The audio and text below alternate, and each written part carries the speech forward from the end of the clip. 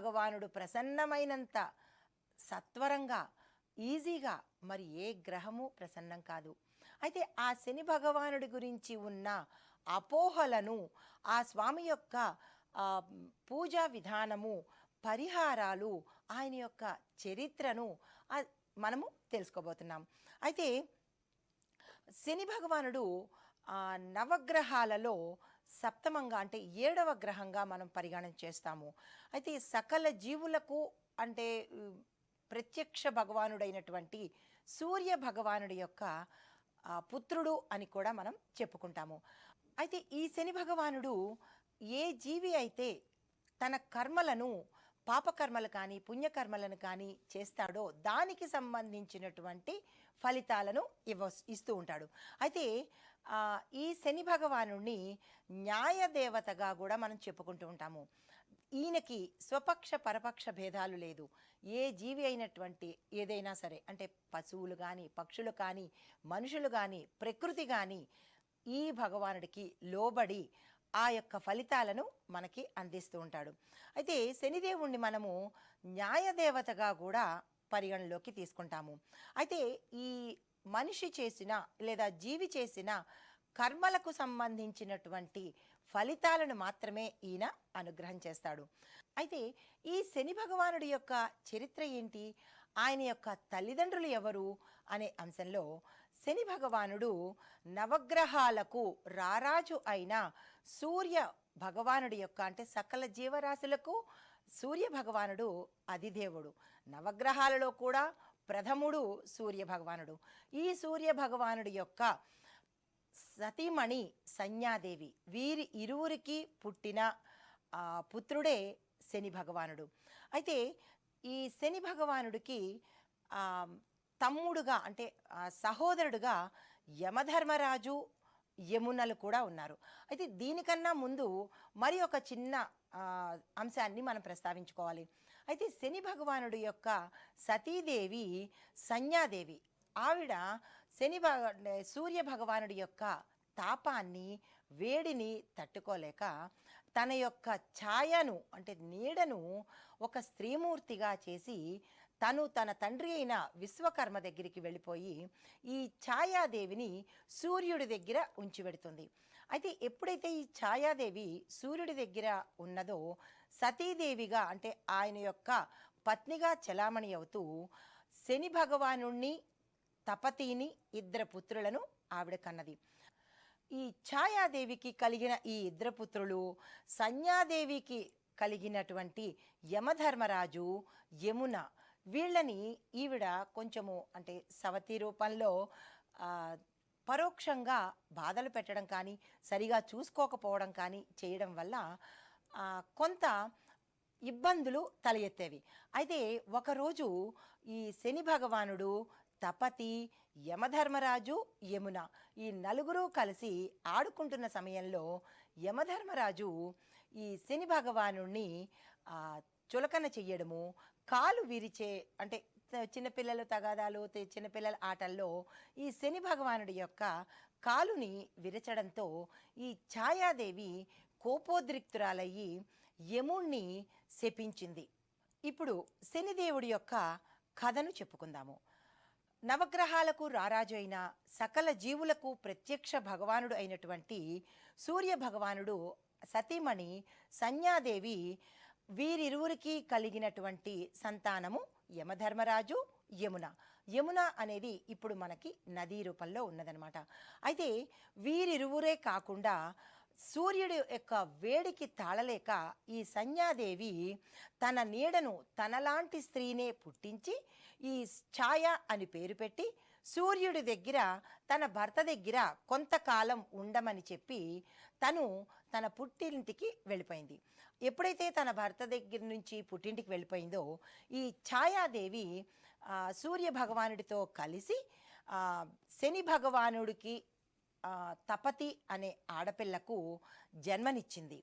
అయితే తన పిల్లల మీద ప్రేమానురాగాలు ఎక్కువయ్యి సంజ్ఞాదేవి యొక్క సంతానమైన యమునను కొంచెము చులకన భావంతో చూస్తూ చూస్తూ ఉండేది. అయితే ఎప్పుడైతే వీళ్ళ నలుగురు కలిసి ఆడుకుంటున్న సమయంలో యముడికి శనికి మధ్య అభిప్రాయ భేదాలు వచ్చి శనిదేవుడి యొక్క కాలును విరిచాడు. ఎప్పుడైతే విరిచాడో ఛాయాదేవి కోపం చేసుకుని యముణ్ణి నదిగా ఉండమని చెప్పి శాపం పెట్టింది. అయితే ఈ శాపానికి సూర్య భగవానుడు అక్కడికి వచ్చి జరిగిందంతా తెలుసుకొని దివ్య దృష్టితో శాపం యొక్క పరిణామాలు తెలుసుకుని యమునకు అంటే ఈ శాపం ఇచ్చినప్పుడు యమునా నదికి కృష్ణుడి యొక్క సాన్నిధ్యం వల్ల పవిత్రత ఆపాదించి లోకానికి ఉపకారిగా ఉండబోతుంది అని ఈ శాపానికి తగిన పరిహారాన్ని చెప్పాడు.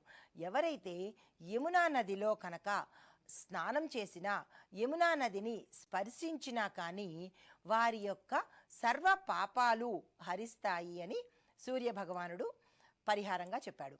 అయితే యముడిని శాంతి వచనాలతో అంటే ఏం చేశాడు, కోపం పడకుండా యముడిని శాంతిగా ఉపశమనం చేసి యమలోకానికి అధిపతిగా చేశాడు. యమలోకానికి అధిపతిగా చేసినప్పటికీ ఈ ఛాయాదేవి మీద ఆయనకి చాలా కోపం ఎక్కువ ఉండింది. అయితే ఆకాశంలో ఉన్న సమయంలో ఈ ఛాయాదేవి మీద కాలుని విసిరాడు, అంటే కాలుతో తన్నబోయాడు. ఎప్పుడైతే ఆగ్రహంతో యముడు ఛాయాదేవిని తన్నబోయిన సమయంలో ఆమె మళ్ళా తిరిగి ఏమని శాపం పెట్టిందంటే, మంటల్లో పడకుండా ఆ కాలుని మంట మీదనే ఉంచేటట్టుగాను, రెండో కాలు ఎప్పుడూ నీళ్లల్లో ఉండేటట్టుగా శాపం ఇచ్చింది. అంటే యమధర్మరాజు కాలు ఒకటి మంటల్లోనూ, రెండవది నీళ్లల్లోనూ ఉండేటట్టుగా శాపం పెట్టింది. అయితే ఈ సూర్య భగవానుడు ఏం చెప్పాడంటే, ఎప్పుడైతే నువ్వు ధర్మాన్ని తప్పకుండా సమవర్తిగా ఉంటావో అప్పుడు నీ యొక్క మంటల్లో ఉన్న కాలు మండకుండాను, ఈ చల్లగా ఉన్న కాలు యొక్క చల్లదనము రెండవ కాలికి కూడా ఉంటుంది. అనగా నువ్వు శాంతంగా ఉంటావు. ఎప్పుడైతే ధర్మాన్ని తప్పావో, నీ యొక్క సమధర్మాన్ని పాటించకుండా ఉన్నావో అప్పుడు నీకు మంటలు తగిలే అవకాశము, అంటే వేడి తగిలే అవకాశం ఉంటుంది అని సూర్య భగవానుడు చెప్పాడనమాట. అయితే అందుకే యమధర్మరాజుని సమవర్తి అని కూడా అన్నారు. అంటే ఆయనకి నీరు నిప్పు రెండు సమానం అన్నమాట.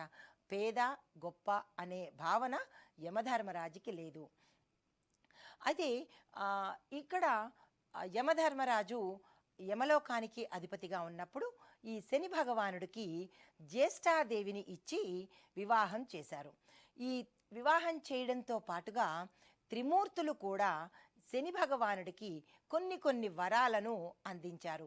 యమధర్మరాజుతో సమానంగా శని భగవానుడు కూడా సమవర్తి. ఆయనకి కూడా తరతమ భేదాలు లేవు. రాజు పేద అనే భావన లేకుండా ఈయనకి ఆయుష్కి, అష్టైశ్వర్యాలకి, కర్మ ఫలానికి అధిపతిగా నియమించారు. అందుకే శని భగవానుడు కర్మ ప్రదాత. ఎవరు ఏ కర్మలు చేస్తారో ఆ కర్మలకు సంబంధించినటువంటి ఫలితాలను అందిస్తూ ఉంటాడు. అయితే ఇక్కడ మరొక విశేషం ఏం చెప్పాలి అంటే, శివుడు మరి ఒక వరం ఇచ్చాడు. త్రిమూర్తులు ఈ వరాన్ని ప్రసాదించారు. ముక్కోటి దేవతలు వరాన్ని ఇచ్చారు శని భగవానుడికి.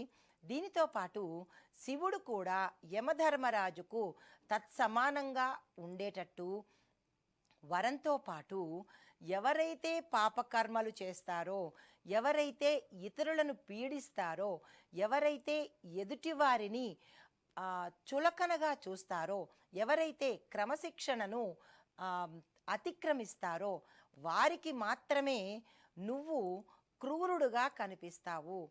ఎవరైతే సమవర్తిగా ఉంటారో, అంటే ప్రతి ఒక్క జీవిని సమానంగా చూస్తారో, క్రమశిక్షణతో ఉంటారో, నిబద్ధతతో ఉంటారో, నైతిక విలువలు కలిగి ఉంటారో, ఓర్పుతో ఉంటారో వారికి నువ్వు అత్యంత సుందరుడిగా కనిపిస్తావు అని శివుడు శని భగవానుడికి వరాన్ని ప్రసాదించాడు.